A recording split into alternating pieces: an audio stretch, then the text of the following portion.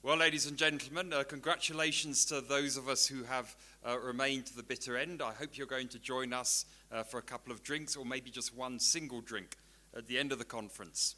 I've got a few comments I'd like to make in terms of my closing remarks. And my main theme around these comments is there is much to be done, but we are on the right track. Now, why do I say this? It's not because I'm a half-full kind of guy and an explorer, and I believe we can do things, but it's for some really fundamental reasons. Firstly, yesterday morning, we had the minister, the new deputy minister, the director general, and the CEO of the Council for Geoscience join us. I thought that was tremendous, a really strong vote of support for junior mining in South Africa and getting things done. What was also equally pleasing was that Mr. Mabuza, the CEO of the CGS, actually continued to participate in panels and was present for the whole day, including the evening. That was indeed a strong vote of support. Secondly, yesterday, it came through very, very clearly, and I've written it in bold capitals, and if I had a red pen, I would write it in red, is coal is here to stay. Now, we have tremendous coal resources in this country. There are equally strong coal resources in Botswana, just across the border, but somehow they are being managed to be commercialized a little bit quicker than South Africa. And I think that's a challenge to workers here in South Africa.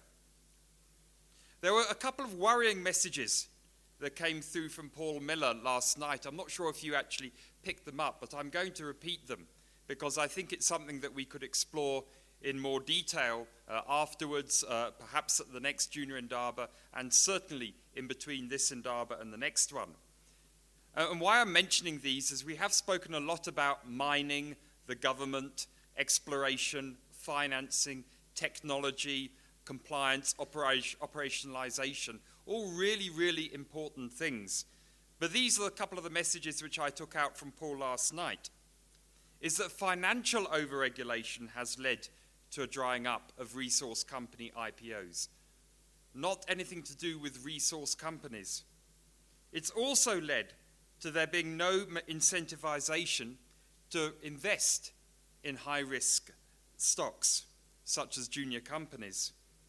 And if one takes that to a macro level, is that this overregulation has led to only larger companies surviving as they can afford the necessary compliance, and thus it becomes a virtuous, or maybe the opposite circle, where they become the lobbyists to extend more compliance-related legislation and thus marginalize possible juniors.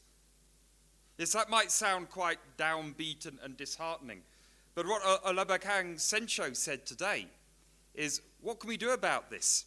Aside from doing the lobbying and the kind of things that we are doing, we must innovate our way out of this and remain ahead of the game. And I think that was a fantastic challenge. So how do we do that? I've got a couple of things I'd like to mention to you. South Africa, as we know, is underexplored using new generation exploration technologies. It's a common cause that we've missed the last two exploration booms, which have happened in Central Africa, West Africa, South America, and around the world. There are many mining opportunities available, especially with the breakthroughs in mining and metallurgical technology. Waste sorting, for example, could revolutionize mining and drop operating costs at older mines and mines which have closed, which could have the potential to reopen. Putting these things two together, there's a very famous saying in the exploration dictum about every time there is a breakthrough in technology, the exploration or mining clock starts ticking again. I think we have that opportunity. We live in a global village, we have access to tremendous technology, and through that technology, I believe we can discover new world-class resources, but more importantly, things which are considerably smaller, which for us would make a profound difference.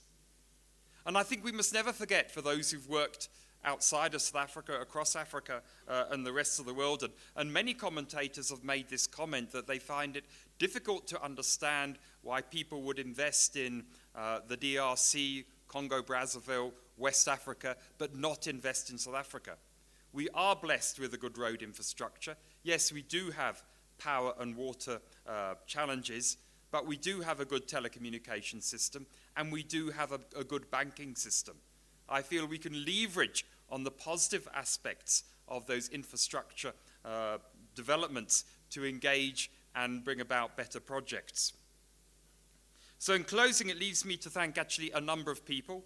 Firstly, the sponsors up here, without whom this conference actually wouldn't have taken place. So I think firstly, a big round for the sponsors sitting on the board here.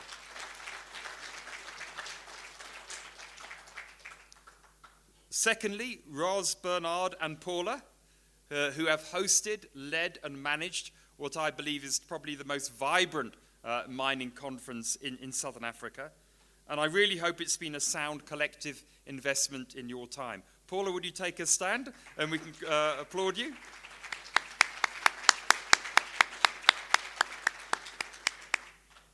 Thirdly, thank you all too for attending. I hope the conference has been valuable to you and it just hasn't been a talk shop. And you're going to leave here energized and going to think about the junior space in a slightly different way so that you can kind of add value. So when we meet again next year, you can talk about some of the success stories that have taken place from now until next year. Before I conclude, I'd just like to mention again that our drinks available if you wish to continue networking, because that's part and parcel of one of the important value propositions of the conference. And it just leaves me to wish you well, travel safely, and God bless. Thank you.